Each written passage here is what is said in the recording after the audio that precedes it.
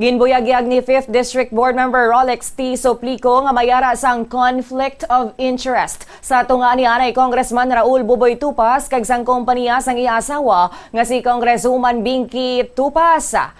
Sa iya privilege speech nga may tigulong contractors, ginpahayag ni Suplico nga ginsaylo sang pamilya Montesclaros ang ila negosyo halin sa Bukidnon. Pakadto sa Iloilo matapos magpakasal si Buboy kag Binky Tupas. Ginsiling man ni Suplico nga naging top 4 contractor ang Montesclaros Enterprises Incorporated sang panahon ni anay Presidente Rodrigo Duterte sa diin nakasulod ini sa Build program. Ang nasambit nga kontraktor mayara sang kontrata nga 6.358 billion pesos.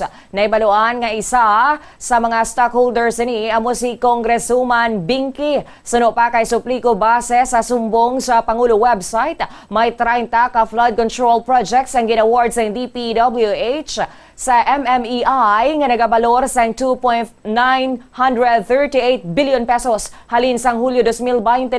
Sa katapusan sang speech, gin-assert ni Suplico nga natapos na ang dominasyon sang pamilya Tupas sa 5th Distrito kag nagsugod na ang iya sang mga Montesclaros.